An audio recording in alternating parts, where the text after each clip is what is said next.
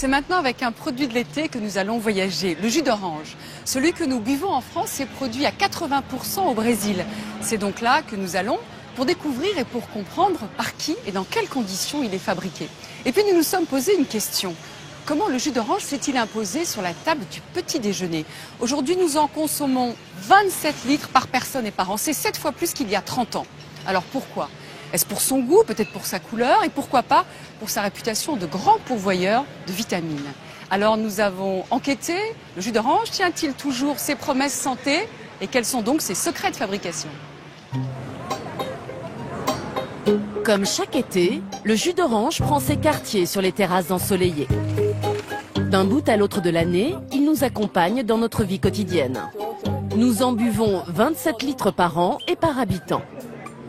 Pour Caroline et ses amis, pas un jour ne commence sans un verre de jus d'orange. Tous les matins, ça va avec le petit-déj. Tous les matins, un petit verre de jus d'orange avant d'aller au travail. En plus de la douche, il faut le petit jus d'orange pour bien démarrer la journée. Un peu de peps, un peu de vitamines. Ça nous donne aussi l'impression d'avoir notre portion de fruits. Le jus d'orange apparaît donc comme une boisson saine, vitaminée.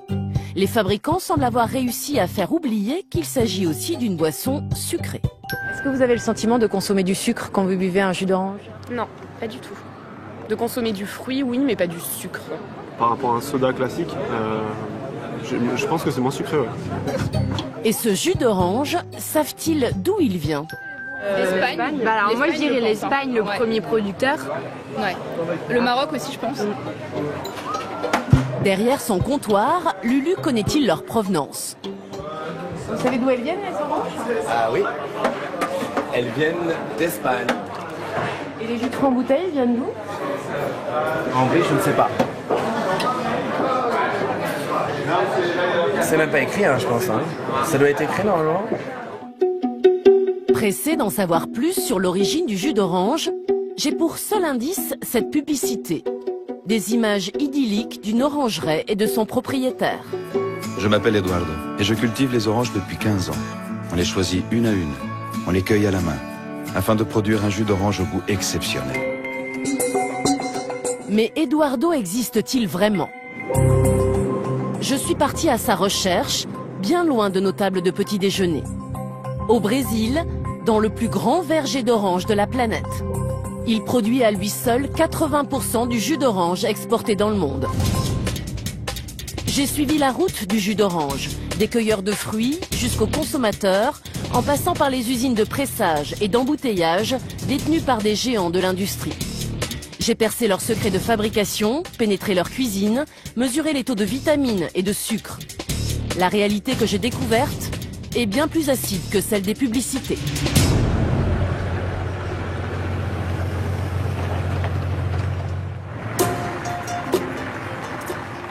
C'est dans le berceau de l'orange, à Itapolis, que mes recherches ont commencé. Nous sommes à 600 km des plages de Rio, au cœur de l'état agricole de Sao Paulo. Cette petite ville est cernée de toutes parts par des plantations. En suivant les premières rangées d'orangers, j'ai bien cru avoir trouvé Eduardo. Il est chauffeur de bus scolaire, mais aussi propriétaire d'un verger de 28 hectares. Eduardo s'appelle en réalité Antonio. C'est le seul producteur d'oranges bio de toute la région. Ce sont des oranges bio.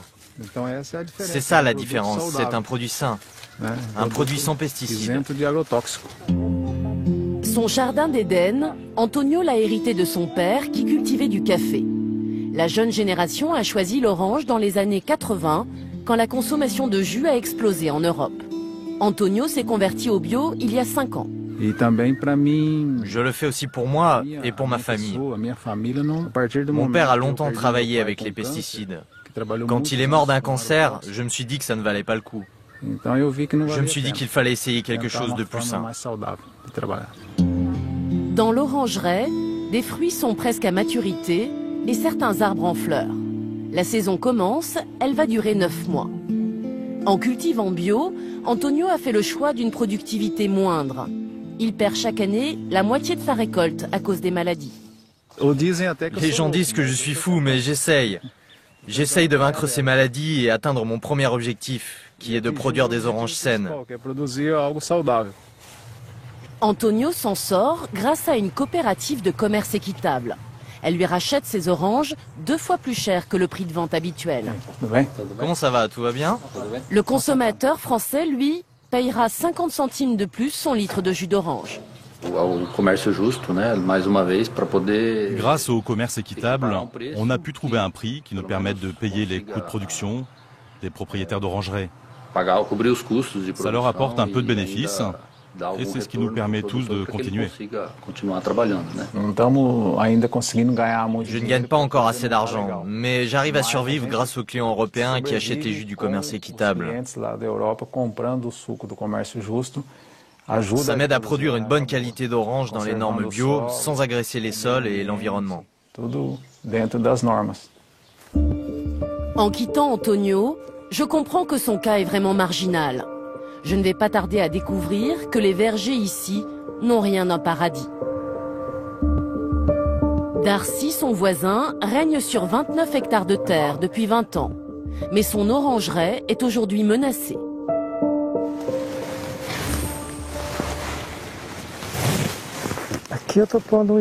Je mets les protections, le masque, la visière, un bonnet, des gants. Tout ça pour pouvoir pulvériser les pesticides. Boirons-nous encore longtemps du jus d'orange brésilien? Car Darcy bataille contre le dragon jaune, une maladie transmise aux orangers par un insecte venu de Chine. Et ce dragon-là ravage toutes les plantations du pays. Ça commence d'abord dans les feuilles. Elles jaunissent et ensuite l'orange, regarde, elle tombe par terre. L'orange n'arrive pas à grandir. Si on secoue un peu, elle tombe. Dès qu'un arbre est touché, il faut l'abattre. Alors chaque mois, Darcy noie ses oranges de pesticides. La pire chose dans mon métier, c'est la pulvérisation des pesticides. Et chaque année, je dois pulvériser de plus en plus. Mais je me sens obligé de pulvériser. Soit je pulvérise, soit je quitte le métier. 3 jours par mois, Darcy est donc obligé de traiter son verger. Dans ce nuage de pesticides, l'image d'Eduardo se dissipe. Je reprends la route. Les petites propriétés cèdent la place à d'immenses plantations et à la culture intensive. Ici, plus d'1 million d'arbres sont plantés. Il ne s'appelle pas Eduardo, mais Michael, et il vante l'orange du Brésil comme dans les publicités. Le fait qu'il y ait autant de production d'orange au Brésil, c'est la combinaison de plusieurs atouts. On a beaucoup de soleil, il y a beaucoup de pluie, des lacs et des rivières, et une très bonne qualité de sol, riche en nutriments, ce qui est excellent pour les arbres. Mais l'enfer du dragon jaune frappe aussi cette immense orangeraie. Les pesticides sont massivement utilisés, mais pas seulement. Michael me fait découvrir une parade étonnante. Ici, on a une solution naturelle contre les maladies, enfin, autant qu'on peut. Ce qu'on fait ici, c'est qu'on mélange un oranger avec des racines de citronnier. Ça paraît fou, mais la raison pour laquelle on fait ça, c'est que les citronniers sont beaucoup plus résistants que les orangers face aux maladies. C'est des oranges qui ont le goût de citron ou c'est les mêmes oranges? Non, non, ça a parfaitement le goût d'orange, en aucun cas le goût du citron. Tout cela peut paraître bien artisanal. Pourtant, nous sommes ici chez un géant du jus d'orange. La plantation appartient à Koutral, le numéro 2 mondial. J'ai repris la route pour me rendre au cœur du système Koutral et prendre conscience de sa puissance. En arrivant dans la ville d'Araraquara, impossible de manquer l'usine du groupe. Presser des oranges, c'est le premier métier de cette compagnie. La moitié du jus d'orange que nous consommons en France provient de ces usines. Trier, laver, désinfecter. Avant d'être pressés, les oranges font peau neuve.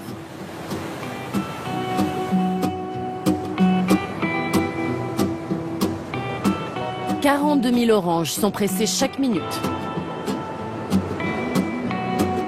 Koutral transforme les oranges de ses plantations, mais aussi celles des petits producteurs de la région. Quelle est la proportion d'oranges issues de vos fermes et celle que vous achetez à des producteurs indépendants? En moyenne, 30% de ce que livrent les camions sont nos propres fruits. C'est une proportion qui grandit? Vous possédez de plus en plus de plantations? Depuis quelque temps, nous essayons de nous étendre un peu, mais nous achetons, nous travaillons avec beaucoup de collaborateurs. À quel prix achetez-vous les oranges des producteurs? Nous achetons au prix du marché. C'est le marché qui décide. C'est une négociation. S'agit-il vraiment d'une négociation? Koutral et les deux autres leaders mondiaux du marché ont un moyen de pression redoutable. Ces usines de pressage qu'ils sont les seuls à posséder. À quelques kilomètres de là, dans un salon professionnel, j'ai rencontré des petits producteurs. Ils s'inquiètent du prix de vente de plus en plus bas de leurs oranges. Quelle situation, c'est difficile. C'est une mauvaise blague. Payer 6 réals pour cette qualité de fruits, ce n'est pas possible. Les grands groupes achètent leurs oranges 3 fois moins cher qu'elles ne leur coûtent à produire. Les petits producteurs dénoncent une stratégie des industriels qui viserait à les faire disparaître. Les industriels nous pressent, nous, les producteurs, pour qu'on quitte l'activité. Ils veulent le contrôle total du marché. 20 000 producteurs ont déjà cessé leur activité, contraints de revendre leurs terres, souvent aux multinationales du jus d'orange. C'est un processus sans fin, ça ne s'arrange pas. Cette année, il y a eu plus de 2000 producteurs qui ont dû abandonner. Et l'année prochaine, il y en aura peut-être davantage à quitter le secteur. Les petits producteurs dénoncent un cartel, une entente sur les prix décidée par les grands groupes industriels. Ils ont même porté plainte. Dans leur viseur, le groupe Koutral. Il y a un procès en cours, il y aurait une entente entre les grands groupes comme le vôtre pour imposer des prix d'achat très bas. Je ne crois pas. C'est déterminé par le marché. Vous n'avez pas entendu parler de ça? Non. Vous ne voulez pas parler de ça? Mais c'est vrai ou c'est pas vrai? Ce sont les conditions du marché. Les gars qui ne sont pas compétitifs sont éliminés. Mais vous savez, on fait travailler beaucoup de monde. Au total, Koutral emploie 80 000 personnes dans ses usines, mais aussi dans ses plantations. Pour amasser les oranges dont le jus nous régalera chaque matin, il travaille en plein air, mais à la chaîne. À 6h30 du matin, chez Koutral, une armée de cueilleurs embauche pour une longue journée de labeur.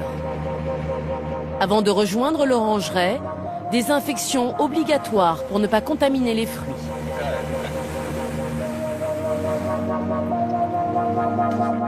Elles sont 450 petites mains. Parmi elles, Myriane. À 50 ans, elle cueille des oranges 6 jours par semaine depuis 30 ans. Je suis plus lente qu'avant. Plus je vieillis, et moins je cueille. Un travail physique sur des échelles instables. La chaleur dépasse souvent les 40 degrés. Les sacs pèsent 20 kilos. Je remplis 80 sacs par jour. Parfois c'est plus, parfois c'est moins. Est-ce que c'est lourd? Non, je suis habituée. Vous êtes un bon élément pour notre entreprise. Ah, ma salle de sport, c'est ici. La salle de sport, c'est le travail. Chaque jour, Myriane remplit 3 à 4 de ces grands sacs. Jusqu'à 2 tonnes d'oranges. Le tout pour un salaire modeste et variable.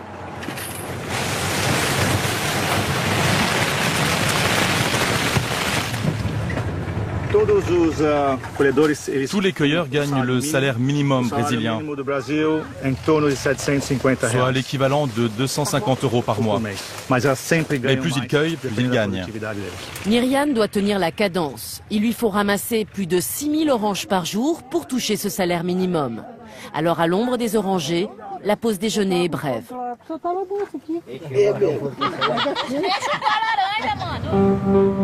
Je retrouve Myriane après ses 8 heures de travail, débarrassée de son uniforme.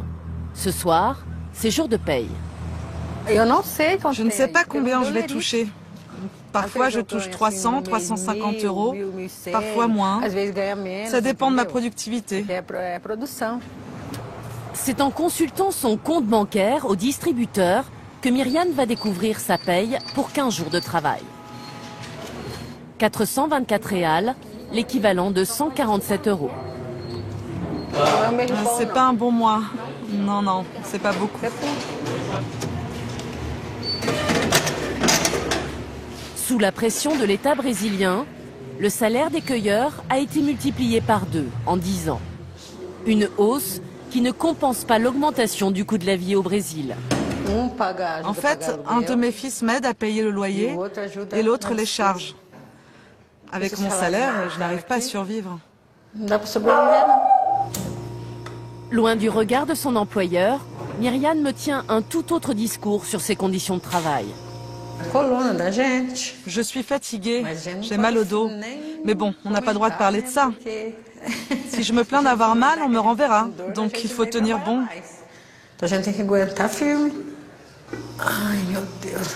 J'ai déjà tenu 30 ans, je peux tenir encore un peu plus, non? Demain, à 5 h, avec sa gamelle, Myriane grimpera dans le car comme tous les matins. Avec un espoir, ne pas tomber de son échelle dans la plantation. Car les accidents du travail sont difficiles à faire reconnaître. Mon seul moyen de rencontrer ceux qui ont été accidentés, c'est de retourner dans la ville d'Itápolis. Ici, un homme se bat pour faire reconnaître le droit des travailleurs.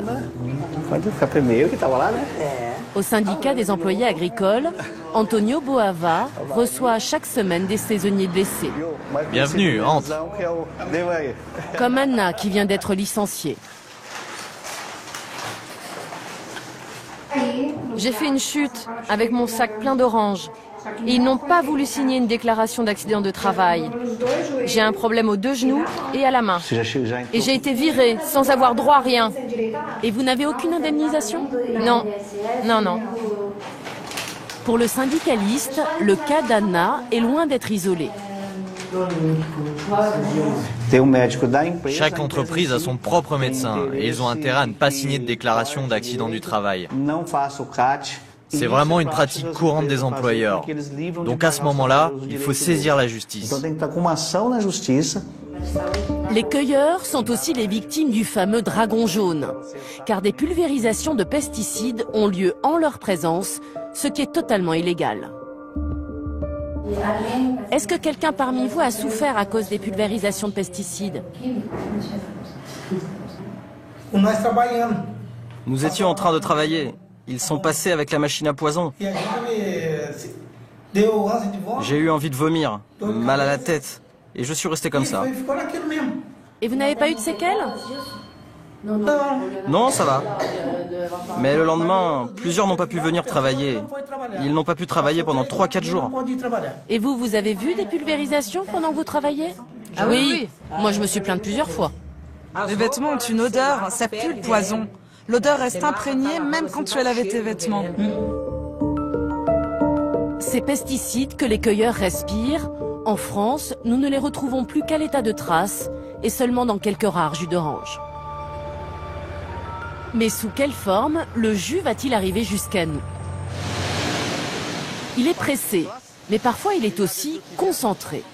Pour réduire les frais de transport, les industriels n'hésitent pas à le faire bouillir pour le vider de son eau. Ils obtiennent ainsi cette mélasse. C'est pas une simple orange pressée, c'est un véritable processus industriel. Non, c'est énormément de technologie. Quand tous les tests sont bons, c'est transféré dans de grands camions-citernes qui vont rejoindre le port avant d'aller en Europe et partout dans le monde. Dans cette usine, 7 jours sur 7, c'est un balai incessant de centaines de camions. Les uns remplis d'oranges, les autres chargés de jus pressé ou de concentré. Ils prennent la route du port de Santos, destination l'Europe.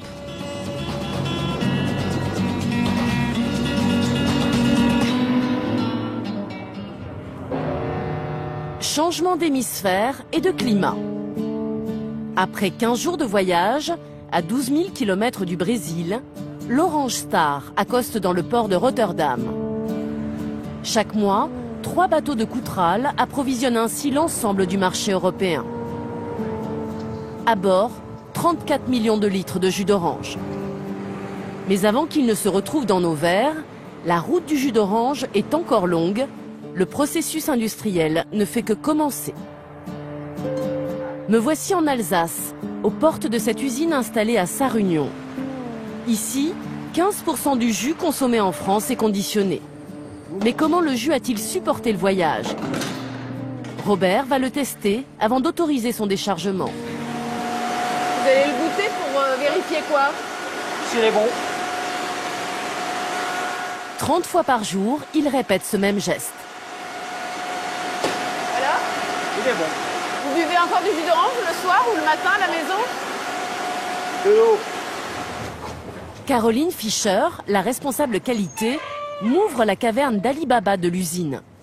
Ici sont précieusement conservées les 300 références de jus produites sur ce seul site. Car l'entreprise travaille pour de nombreux clients. Grandes marques, hard discount et marques de distributeurs. Chaque référence correspond à une recette qui est spécifique au client. D'accord. Il n'y a pas deux fois la même recette? Non. Chaque client veut se différencier de son concurrent, quoi. Hein. Donc le but c'est de ne pas avoir la même chose que le concurrent, quoi. Comme les vignerons assemblent les cépages, les jus d'orange eux aussi sont donc mélangés.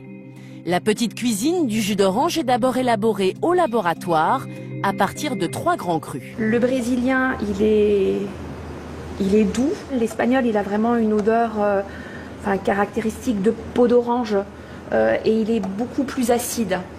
Et le Floride, il se rapproche un peu du brésilien. Il est encore plus doux que le brésilien.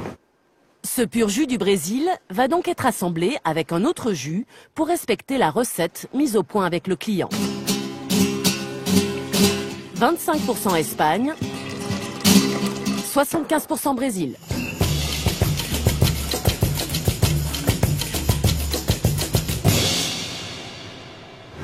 Donc il n'y a rien d'autre qui est ajouté. Il n'y a rien d'autre qui est ajouté. Pour le jus à base de concentré, ça se corse. Rappelez-vous cette mélasse qui sortait des tuyaux de l'usine brésilienne. Là-bas, le jus a été vidé de son eau. Il faut désormais la réintégrer. Pas plus, pas moins. Le jus a meilleure mine, mais problème, il n'a plus aucun goût. Car pendant le processus de concentration, les arômes se sont évaporés. Alors eux aussi sont réintégrés. Pas des arômes de synthèse. Ah non, la réglementation ne nous l'autorise pas de toute manière. Hein. Donc c'est vraiment uniquement des arômes du fruit, quoi. Et lors du process également, on perd la vitamine C. Au moment de la concentration au Brésil? Au moment de la concentration, c'est le chauffage qui fait perdre la vitamine C. Et donc là aussi, il y a une restauration qui peut se faire. D'accord. Et c'est de la vitamine C de synthèse, naturelle? C'est de la vitamine C de synthèse. En moyenne, 1 litre de jus à base de concentré est vendu 75 centimes d'euros moins cher qu'un pur jus. Le nectar est lui moins onéreux encore et pour cause, des oranges, il n'en contient plus qu'un minimum de 50%. Les 50% restants, c'est quoi alors? C'est de l'eau et du sucre. D'accord. Et donc les quantités de sucre qui sont ajoutées, c'est en fait pour retrouver un produit harmonieux, quoi, hein, qui a un bon équilibre au niveau du sucre et de l'acidité. Donc le nectar, c'est celui qui est le plus éloigné du pur jus d'orange, de celui qu'on presse. Le nectar est donc le moins cher, le plus dilué et le plus sucré. Il peut contenir jusqu'à 20% de sucres ajoutés. Mais ce sucre, j'ai beau être abreuvé de publicité, je n'en entends jamais parler. Des vitamines, on en a besoin pour assurer toute la journée. Pour profiter d'un max de vitamine C. Le discours des fabricants est clair, le jus d'orange, c'est mon passeport santé. Bonjour à tous, donc c'est avec Quelques semaines avant l'été, je me suis invitée à une conférence de presse de la Fédération des professionnels des jus de fruits. Ce jour-là, il s'agit de convaincre les journalistes du bienfait de ces boissons. Je suis très contente d'avoir à m'exprimer sur les jus de fruits. Pour vanter les qualités des jus, les industriels sont épaulés par une nutritionniste d'un hôpital public parisien. Grâce à un discours bien rodé, le médecin va minimiser la présence de sucre et valoriser celle des vitamines. Donc on le sait bien, vous voyez qu'un verre de jus de fruits de 200 ml couvre quasiment la totalité du besoin en vitamine C de la journée, ce qui est vraiment très important. La nutritionniste a indiqué la teneur en vitamine C contenue dans un verre entier. Mais pour l'apport en sucre, elle change de valeur et choisit la teneur contenue dans seulement un demi-verre. Sur 100 ml de jus de fruits consommés par jour, pour les enfants et les adolescents, ça fait à peu près 10 grammes de sucre simple. Et vous voyez que les 10 grammes de sucre simple, ça représente 10% des sucres simples, des 100 grammes par jour qui sont prévus dans le cadre d'une alimentation équilibrée. Donc vous voyez que la contribution aux apports de sucre simple, elle est modeste. Donc vous voyez que finalement, le jus de fruits, il a sa place au quotidien pour tous. Pourtant, bon nombre de nutritionnistes tiennent un tout autre discours. Face à la progression de l'obésité et des cas de diabète, ils dénoncent la consommation des jus de fruits au même titre que celle des sodas. C'est le cas du docteur Jean-Michel Cohen. Le nutritionniste m'a ouvert sa cuisine. Je vais me verser un verre de jus d'orange de 200 ml. Et je vais simplement regarder sur l'étiquette combien j'ai de glucides, c'est-à-dire de sucre. 10 grammes pour 100 millilitres. 200 ml, ça fait 20 grammes de sucre. 20 grammes de sucre, ça correspond à 8 carrés de sucre.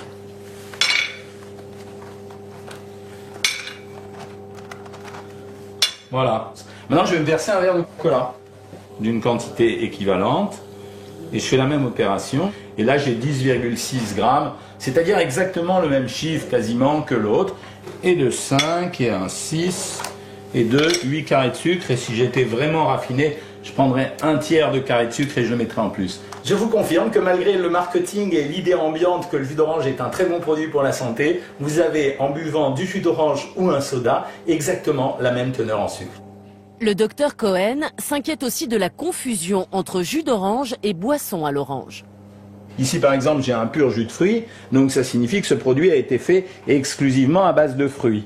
Mais ça par exemple qui se développe à l'heure actuelle, c'est des boissons spécifiques pour les enfants. Et quand on lit bien l'étiquette, il ne s'agit plus d'un jus de fruits. Le concentré de jus d'orange ne représente que 12%. Grosso modo, on a acheté de l'eau sucrée aromatisée, quoi. Mais ces boissons n'ont rien à voir avec du jus de fruits. Et alors on peut avoir même encore plus original, vous vous rendez compte que dans cette boisson, il n'y a que 5% de concentré de jus de fruits, c'est-à-dire une quantité extrêmement faible. Et ça c'est vendu au rayon à côté des... Ah ben ça va être vendu comme ça, ça va être côte à côte le pur jus de fruits et ce type de produit. Et le consommateur, son deuxième geste, ça sera de regarder le prix et de se dire, oh au fond, j'achète du jus d'orange avec de la vitamine C, prenons ça, voilà. Le médecin tord le cou à une autre idée reçue. Le jus d'orange n'est pas le meilleur moyen de consommer de la vitamine C.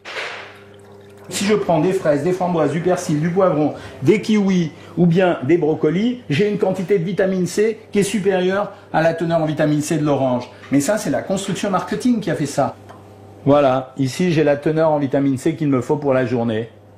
Alors on peut couvrir ses besoins très facilement en augmentant 50 grammes de brocoli en plus. Mais 50 grammes de brocoli, vous savez, c'est guère plus que ça, hein. Et dans un produit tel que celui-là, vous avez presque la moitié de ce que vous avez besoin en vitamine C dans une journée. La vitamine, l'argument santé qui fait oublier le sucre, est-elle vraiment présente dans nos verres? Se conserve-t-elle au fil des mois? Entre la cueillette, l'embouteillage du jus et jusqu'à notre table, il peut se passer du temps, beaucoup de temps. En général, un produit conditionné aujourd'hui, vous allez le retrouver sur le marché dans... délai le plus court, je dirais, c'est un mois. Et puis après, vous pouvez, il y a certaines références qui ont des rotations plus faibles, où vous mettrez enfin 3, 4, 5 mois à le retrouver dans le commerce. Du jus d'orange enfermé plusieurs mois dans des cartons, ça peut sembler sans conséquence, mais il y a un petit pépin. À Massy, près de Paris, Violette Ducruet, chercheure à l'INRA, a étudié l'impact de l'emballage sur la teneur en vitamine C. On s'est donc aperçu que le meilleur conditionnement est le verre, et puis je vais mettre à égalité ces deux types de contenants.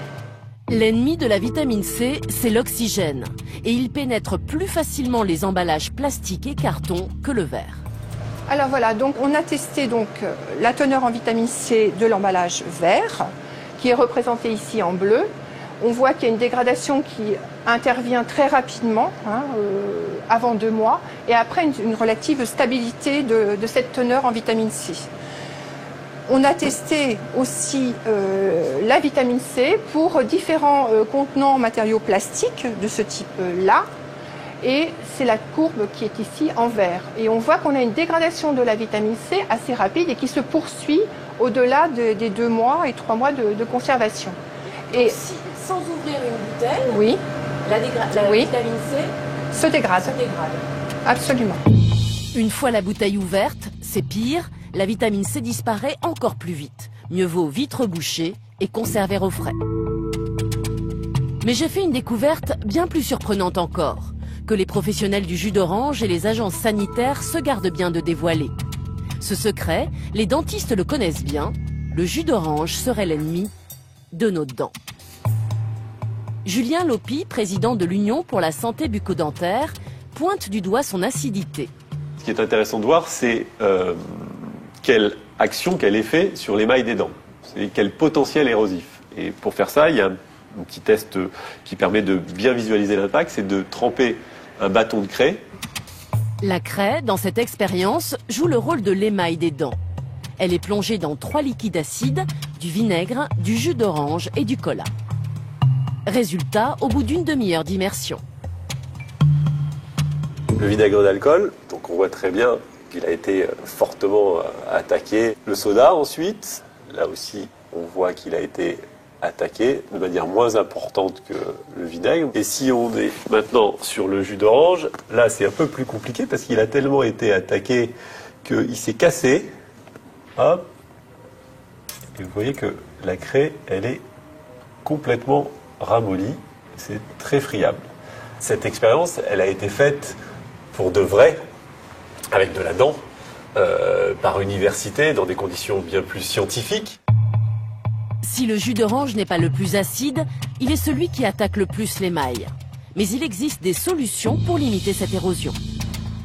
Quand j'ingurgite une boisson avec de la paille, je minimise son contact avec mes dents et je l'ingère plus rapidement. Donc moins de contact, moins d'effet acide, moins de ramollissement. Ça, c'est la première possibilité. La seconde possibilité, c'est surtout, en fait, d'éviter, contrairement à ce qu'on pourrait croire, de se brosser les dents immédiatement après. J'attends 30 minutes, le temps que la salive ait fait effet, pour pouvoir me brosser les dents en douceur, sans danger, sans abîmer mes dents.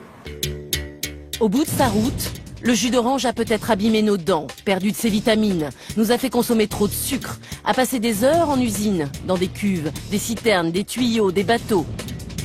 Au Brésil, il a fragilisé la survie des producteurs, la santé des cueilleurs, bien loin de l'univers idyllique des publicitaires. Je m'appelle Eduardo et je cultive les oranges depuis 15 ans. Eduardo ne serait-il donc qu'une chimère pour nous faire boire toujours plus de jus d'orange? En 20 ans, en France, sa consommation a été multipliée par 7. Le chiffre d'affaires des multinationales n'en a que meilleure mine.